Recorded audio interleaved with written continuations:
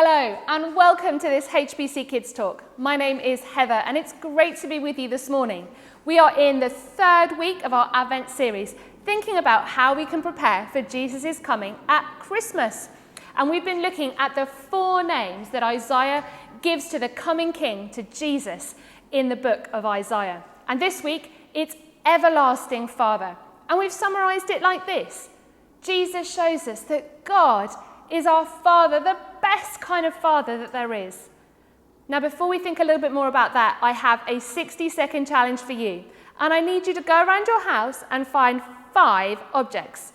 You need to find some money, you need to find some food, you need to find an animal or maybe a stuffed toy, you need to find a cleaning object, and you need to find a ring. Are you ready? Are you steady? Then go!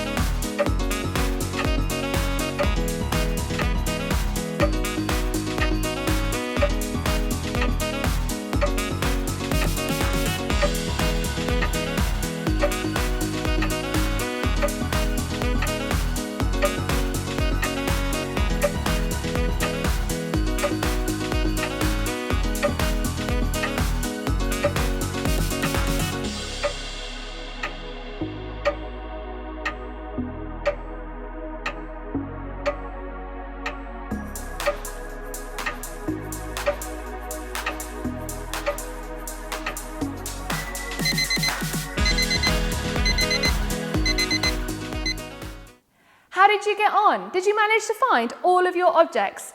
Keep a hold of them. I'm going to need you to keep a hold of them to help me tell the story in just a moment. But first of all, I want to show you a picture. This is my dad. My dad likes good food and he doesn't like swimming much. All dads are different. But for one thing, all dads make mistakes sometimes. No dad is perfect, except for one. Jesus says that we can call God our Father too, and he is better than the worst dad, and he's better than the best dad. Jesus' friends could not believe that God was their Father. They also thought that they knew what a good father looked like. Some of you might be thinking the same thing. Now, Jesus tells us a story to help us to understand what kind of Father God is, and you can look it up in the Bible later in Luke chapter 15. So, have you got those items? I need you to help me tell the story, and we've got some actions as well. One day, a son asked his dad if he could leave home with half of his dad's money. This made the dad very sad, but he said, yes, you can go, and he gave him half the money. So first of all, God is a father who lets us go. The son went a long way away and he spent all of his dad's money. He had a great time buying all sorts of things and going to lots of parties and eating lots of yummy food. As the son spent the money and partied, his dad was waiting for him to come home. God is a father who waits for us and who lets us go. Soon the money ran out. The son had no friends, he had nowhere to live, and he had nothing to eat. He looked after some really dirty, smelly animals, and he had to eat their food because he was so hungry. All this time, the dad was looking for his son to come home. God is a father who looks for us, and who waits for us, and who lets us go. So, the son was sorry that he had left home and he'd wasted all the money. He wondered if his dad might let him come home and maybe be a servant. He could do all the cleaning. So the son decided to go home. The dad saw his son coming and he ran to meet him. God is a father who runs to us who looks for us, who waits for us, and who lets us go.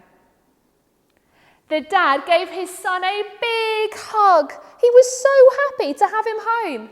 He gave his son a new ring to put on his finger and a lovely new coat.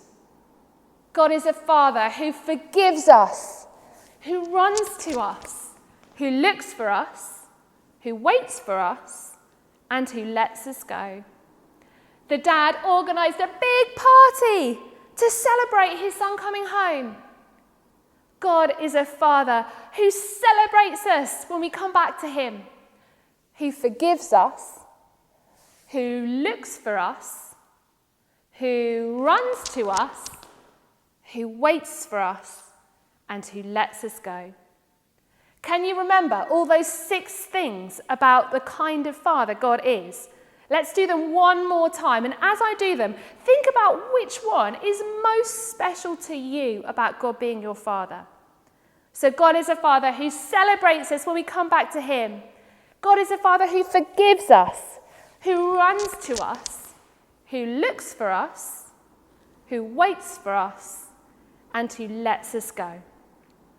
So, this week, let's remember that Jesus shows us that God is our Father, our everlasting Father. He isn't going anywhere, and he is the best kind of Father there is.